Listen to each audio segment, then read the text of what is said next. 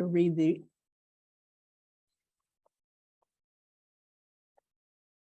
So here is the land acknowledgement on our website. For thousands of years, the people of the Monacan Nation lived on, protected, and cultivated the land on which Charlottesville and surrounding communities now stand. This land was forcibly seized by white-bodied settler colonizers.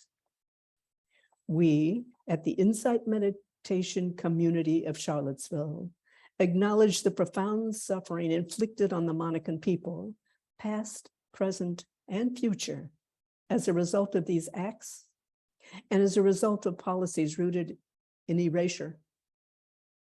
We recognize the relationship the Monacan people of the present day have with the land where their ancestors are buried.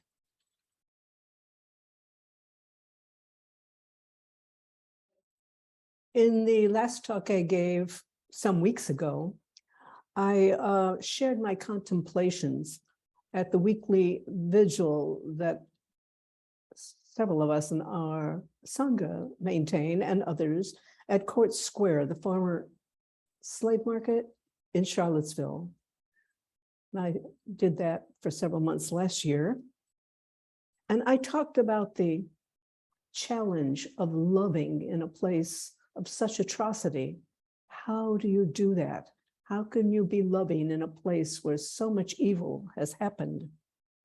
And I shared a Buddhist teaching in a discourse called Assembly of the Saw, where he's described a really gruesome scenario. And he said, even if bandits are sawing your body limb from limb, if you don't give rise to loving kindness for the bandits, you wouldn't be following his teachings. And of course, that sounds like an absolutely impossible teaching. How can you be loving in such circumstances? So that was the last talk I gave. Tonight's talk is going to be about loving. And this time it's in what you might think of as the opposite context. How can you be loving when you're suffering because of love? When you're grieving for the loss of or the endangerment of something that you love? Or maybe it's someone that you loved, or maybe it's some situation, condition.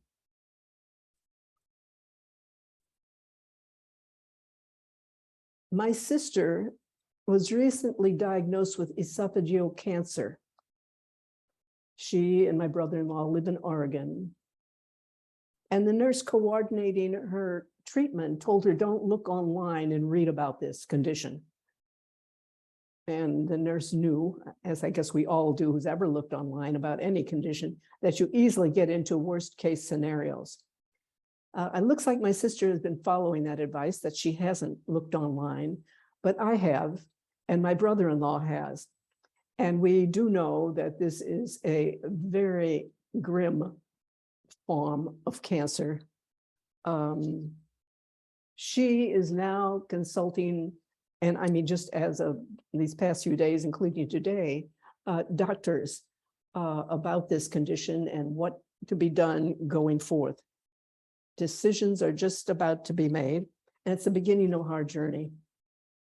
So my talk tonight is actually my reflections about my responses and reflections as a sister, as I walk with her to the extent I can as a sister in this journey. I think and obviously it's not just about me, it's about all of us who do the same, have done the same, will do the same. And I'll say that back in the 90s, I cared for my mother in her last months when she was dying. I had been living in a Zen monastery, and I went to live with her in St. Louis to care for her. And it was a powerful time. And I will just mention, since it feels kind of appropriate, that as many of you know, I wrote a book about it called At the 11th Hour. And this is about caring for my mother, which sounds grim, but it was incredibly powerful time. When I was with her, there was always this feeling like death was a third presence there, like it was lurking in every room. And whenever we went out, it was heavy. I'll say a few years after she died, after my mother died, I attended a residential retreat, and it was about awareness of death. And as one of the exercises, the teacher of that retreat gave each of us participants a rubber dagger. It was about 12 to 14 inches long, and it had a black handle, and it was heavy. And the assignment was, for 24 hours, we were to carry that dagger in our hands and not to let it go. That means as we slept, well, of course, you fall asleep with it holding it. Of course, you wake up, you're not holding it, but you fall asleep holding it. When you shower holding it. You eat holding it, and so forth. And I'll say that that exercise evoked for me like nothing before had what I had experienced with my mom. And that was the feeling of death being with me. It was something I wanted to put down. It was heavy, that dagger, as was carrying the awareness of death. And even as it was heavy, now going back to my time with my mother,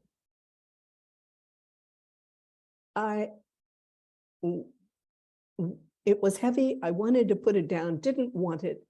And at the same time, I knew that I was there to walk with her as closely with her and with death as possible, to walk with her up to the door of death.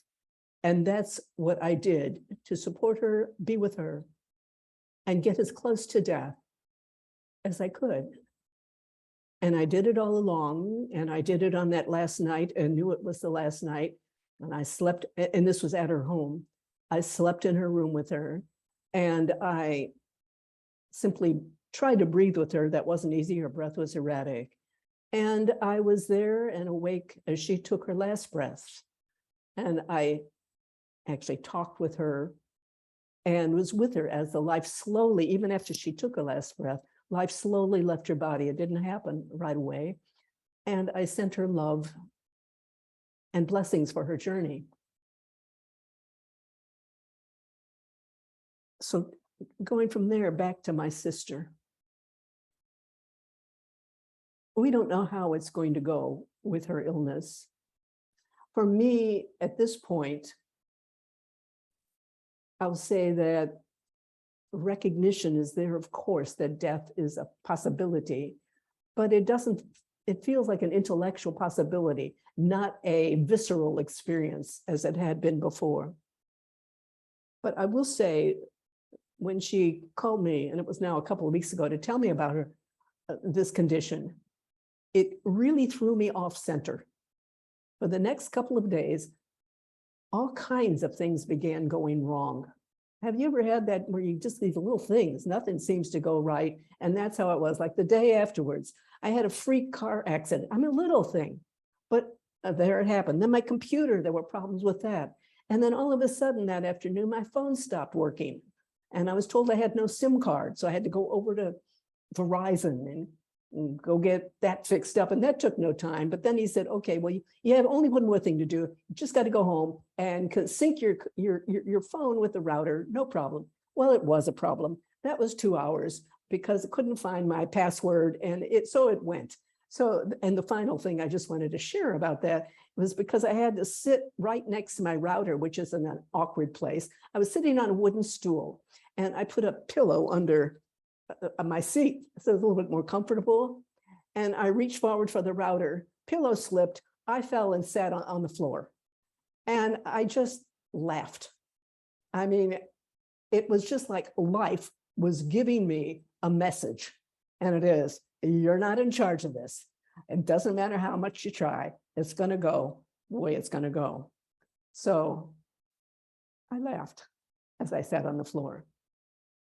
But I've got to say, I'm not laughing now. A couple of hours ago, my sister called me and said that they have decided on her treatment today and that she's going to have surgery. And it is what the surgeon described as a gruesome surgery, laparoscopic, but gruesome. So I'll just leave it at that. So really that brings me to what I want to talk about on a little bit wider scale, and that is grief and love. Grief and love. We all know that love gives life meaning. And I think we also know that grief hurts. Grief is painful. We don't want it. We want love. We don't want grief. We tend to think of them as opposites, like love is something that can elevate us, grief just the other direction. But the fact is, love and grief are two sides of the same coin. They go together like sun and moon. We are wired for both. We're wired for both. Grief is a natural expression when we lose what we love, when it's endangered, or when we've had something that we wish, or we haven't had something that we wish we had and feel we should have. A natural expression, we grieve. And for sure, we all know that things are going to change. Whatever we have now is going to change. The law of impermanence, the law of impermanence. So these two constellations of emotion, love and grief, they appear to be opposite, but actually they're conjoined. You can't have one without the other. Grief is love, and love carries the seeds of grief. If you love, you're going to grieve. And if you grieve, you love. It's the way it works. So, we need to grieve our grief. And I don't know exactly how it's going to go with me and my sister. And now I'm only talking about my point of view. I'm not going to try to discuss her presence and approach to this, but I can't know how it's going to go from my point of view. But I am aware that it is important to grieve my grief, to really be authentic. Now, that may sound so obvious that we have to grieve our grief, but a lot of people don't. A lot of people kind of shove their grief aside, put it in a closet like we hang clothes in old clothes in a closet. And of course, the difference is old clothes will just stay in the closet, but grief doesn't. Grief stagnates, and it shows up in our life in unwholesome ways. And I think we've all had experience of that. Can be very, very destructive. Some of us have had more experience than that. Some still have ongoing experience with grief and really coming to terms with what they grieved and how they're responding to it. I know a woman, and here's just something that I was just talking to her last week. She, not here in this town, she has just divorced her husband of 30 years, almost 30 years. And she told me that she has had, because we were talking about grief, a stunning insight. And her insight was she had never grieved the death of her father. And she said if she had, she would not have married the man she married. She saw him as taking the place of what her father did not do. And now she is divorcing him. They're divorcing. And she is walking in and exploring now for the first time this deep grief of her for her father's death, or how she's responded. And of course, the complexity and the long marriage that she is now divorced from. She's beginning to grieve. There are many forms of grief. It's not only when we lose someone from death or when there's a failed marriage. We need to grieve the other losses in our life as well. Whether it's from childhood, maybe abuse, neglect from parents, perhaps parents or family member that had mental disability, our loss of dreams for maybe something creative that we weren't able to pursue, just infinite number of things. Grief due to addiction, years lost.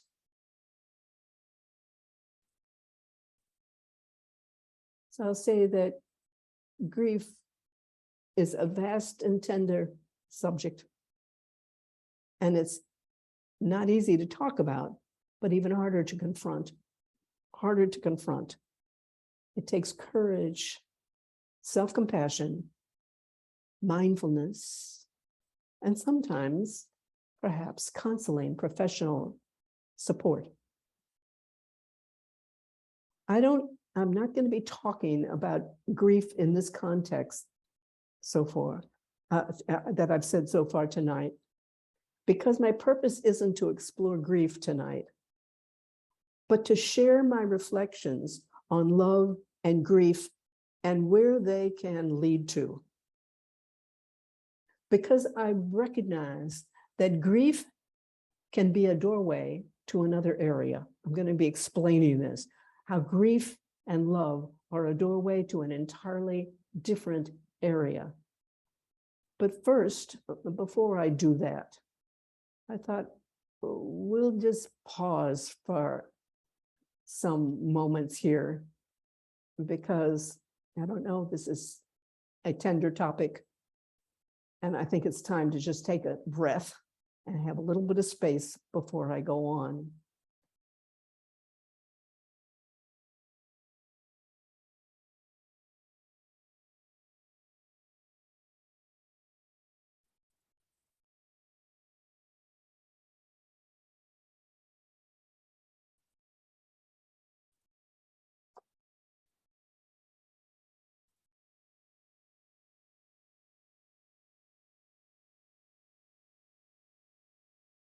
So I want to turn to the Buddha's teaching about how to be loving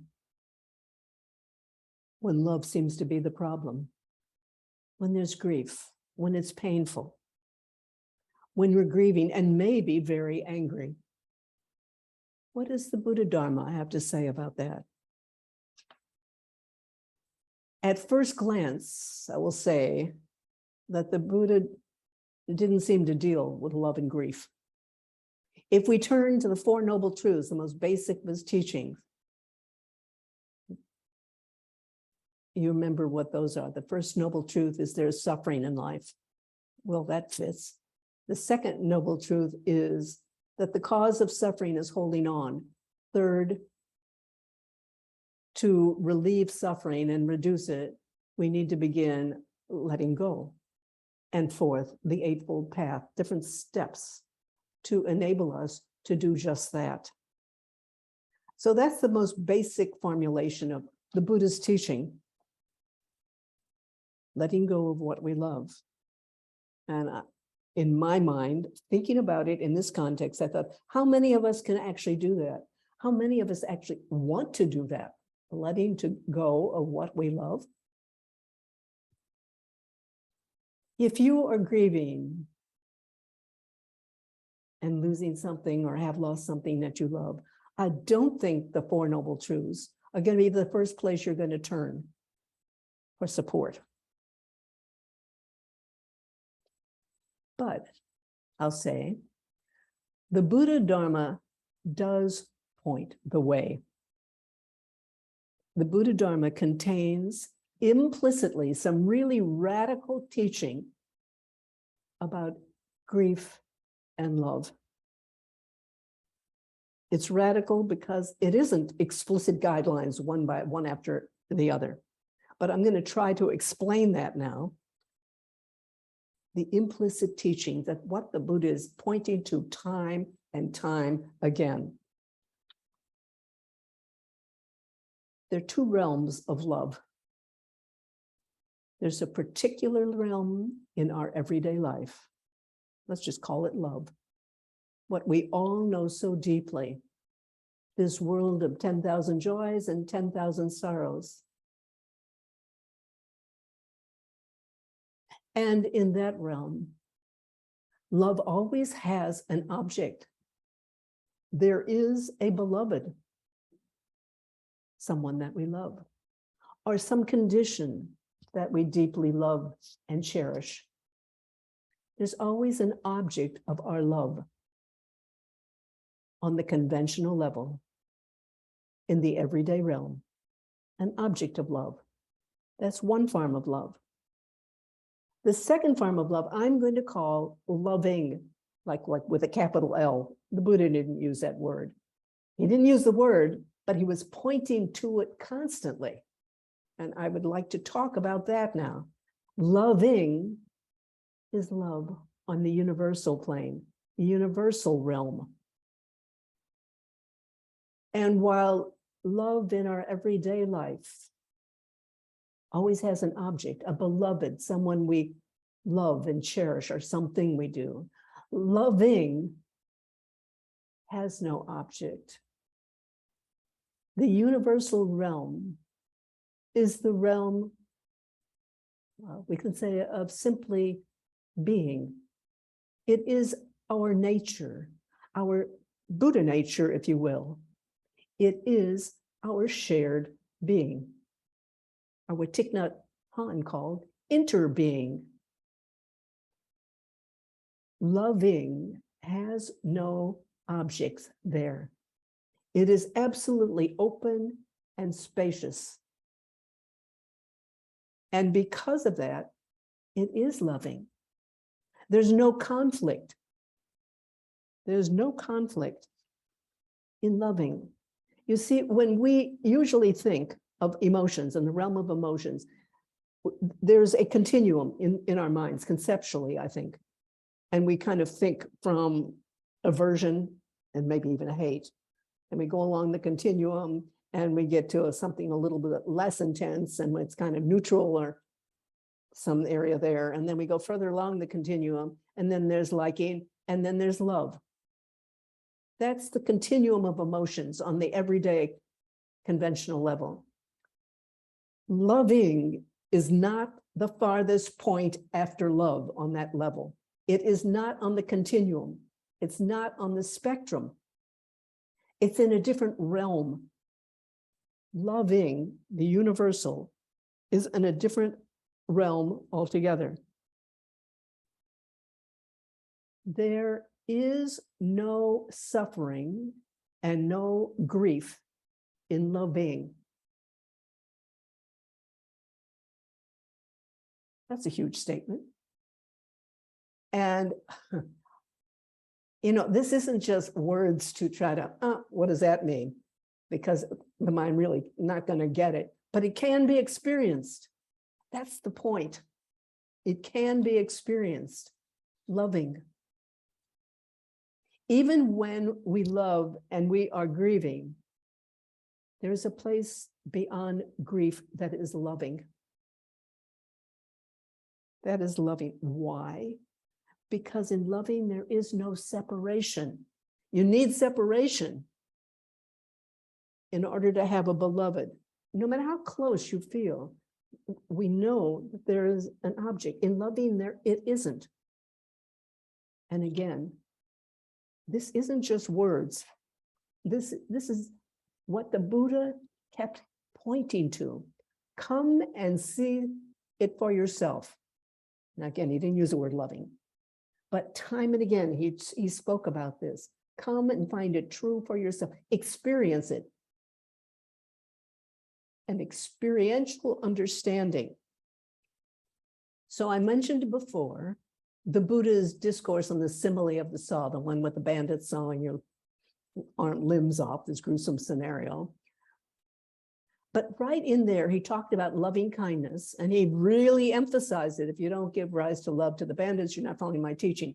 But he said something else. He's not talking there about the kind of loving kindness that we typically practice when we do, say, a loving kindness meditation, where may you be happy, and then we go through the various categories of people. May you be well, may your life be filled with ease and grace. That's a beautiful practice, but it isn't the same thing as loving. Because in loving kindness meditation, we always have categories, right? It's me offering, we're cultivating loving kindness. Good thing to do, we're training our mind. Loving the universal, on the other hand, simply exists. It's nothing we have to cultivate. It always is. It is there anyway. It is there anyway. In the simile of the saw, when the Buddha spoke about loving kindness, he has a passage in there, and it's only one passage, but I think it's really important. He described loving kindness as abundant, exalted, and immeasurable. Now, not exactly what we think of when we are practicing loving kindness meditation. Abundant, exalted, and immeasurable. It has no qualification, no boundaries. It's like the sun, and it shines without qualification everywhere. It's immeasurable. Our loving kindness that we are cultivating, we think of it in terms of individuals. We hope to spread it to all, but it's on another realm, another level. So I'd like to say that these two realms, love and loving, the particular and the universal, they are not separate. They're not the same, and they're not separate, which is one of those utterly paradoxical statements, makes no sense to the mind. What does that mean? As long as the mind can't get it, this is recognized. But you can. There's something in each of us that can experience it. And I know some of you, maybe more than some, maybe several of you, have experienced it. You have experienced the paradox of the connection between love and loving. The paradox of the connection. They're not separate, because loving is the ground of everything. Everything emanates from that. What we love, what we don't love, everything emanates from loving on the particular level. It's the source. Loving is the source of all of our experience on the particular level, including grief. Again, loving the universal is the source of everything on the particular level. Words, big words, abstract statement. But the invitation is to directly experience it. Loving is the source of everything on the particular level, including grief. And remember, grief and love are the same thing. As I was saying a few minutes ago, they're not different. They're the flip side of the same coin. When you love, you're going to grieve when you lose it. When you grieve, it means you love. When we go deeply, deeply into that grief, when we really grieve our grief, we begin to see that these two, the grieving and the love, can be a doorway into loving. The particular is a doorway, a Dharma door, a portal into the universal. So they're not different. They're not the same. I mean, and not different either. What do they say? Well, one example, well, in Zen, they say not two, not one. And that's another enigmatic statement, not two, not one. I think a better statement is, it's like a wave in the ocean. Our grief, our love is like the wave in the ocean. The wave laps up on shore and it is no more. But the water is still there. The water of the ocean is still there. Our love is there. It can turn to grief when we lose what we love. But the love is still there in the form of loving. In the form of loving.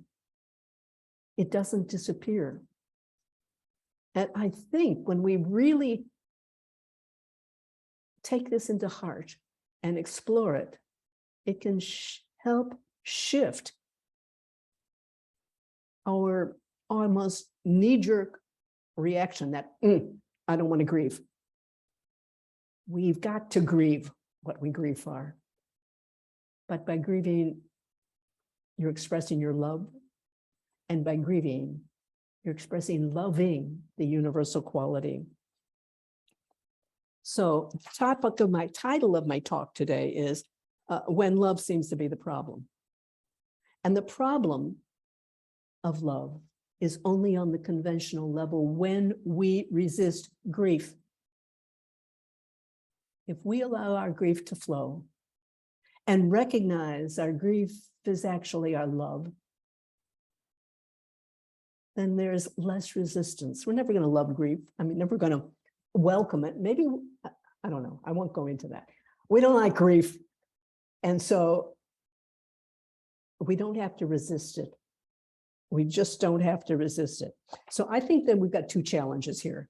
I think the first challenge is to recognize that grief can't be avoided if we love. And when we do try, because we're probably going to do that, try anyway to avoid it and to resist it, we need to be compassionate with ourselves. Keep bringing ourselves back with great compassion, remembering my grief is my love. You may not welcome it, but to recognize it's my love. So that's a first, to recognize that it can't be avoided, to be gentle with it. And secondly, a second challenge, I think, is to recognize that everything is an expression of loving. Everything is rooted in loving, it's the ground. And that means there's a powerful implication that you can never truly lose what you love. We can never truly lose what we love, because all of it is an expression of loving. When the wave again washes up on the shore, the wave is gone, but the water is still there. So the invitation for, I think, and challenge for all of us is to nurse ourselves, is to be gentle with ourselves. Nurse ourselves and gently, gently nurse ourselves into becoming what we already are. And that's loving. To nurse ourselves into becoming what we already are. To live with this paradox of love in the particular and loving in the universal, and live them together, embodied as full human beings. And when we do that, that's when grief becomes a doorway, a portal into wholeness. A doorway into wholeness. So these are some of my reflections that my sister's illness kind of opened up in a flood for me. Now, I thought that before we finish, what I would like to do is to do a little meditative practice, or I will say a meditative non-practice, that maybe will throw some light on what I'm talking about, what I've been talking about. So for just a few minutes, I'm going to invite you to close your eyes and invite you to bring to mind someone or something you have lost and grieved far, including some aspect of your own life that maybe never happened or should have or shouldn't have or whatever. But please, not the biggest thing. Do not take your biggest grief. In fact, don't take a grief that is fresh and raw for you. It will, for right now, be best to take something that you have a bit of emotional distance from, a grief that you have some emotional distance from.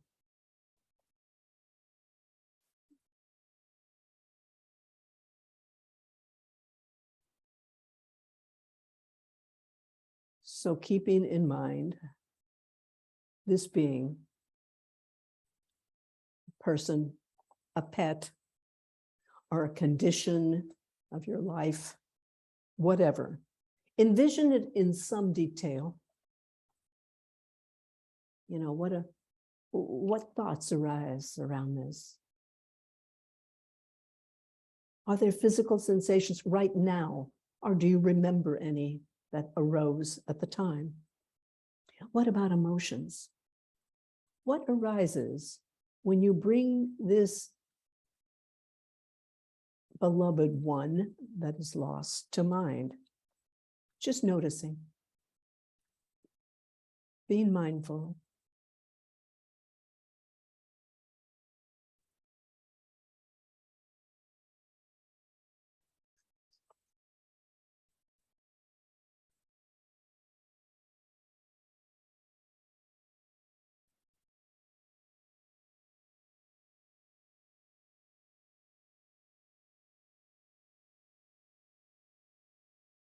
What's true for you with regard to this loss right now?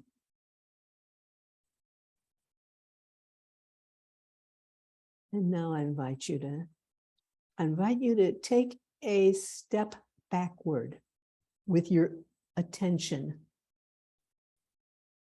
Instead of focusing on who or what you lost, shift now.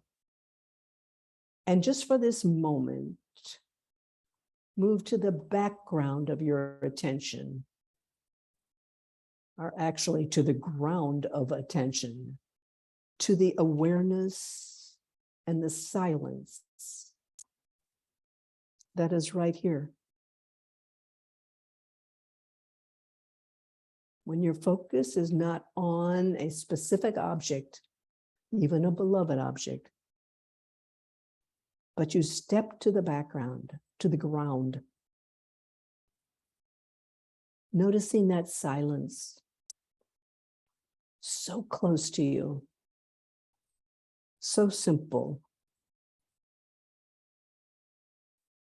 No need to do anything except to stop focusing for the moment on what was lost.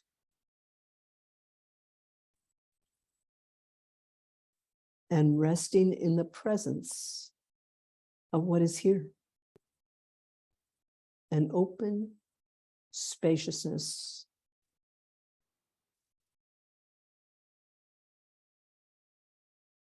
That encompasses all. That is loving.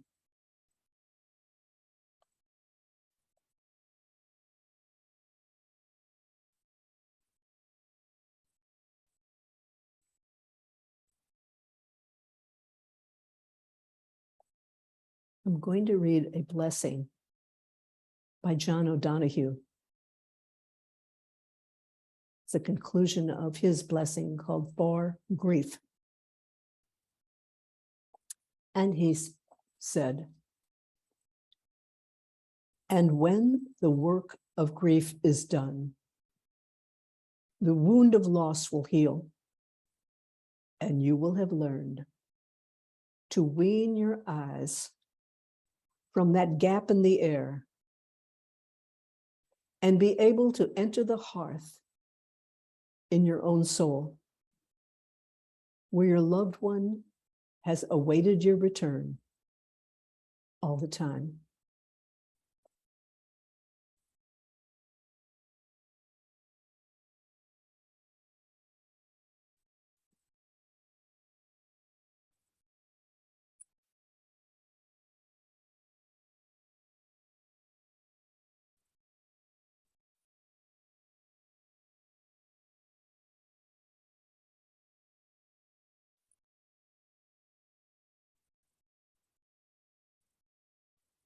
So John O'Donohue sums up in beautiful words what I put an awful lot of words to.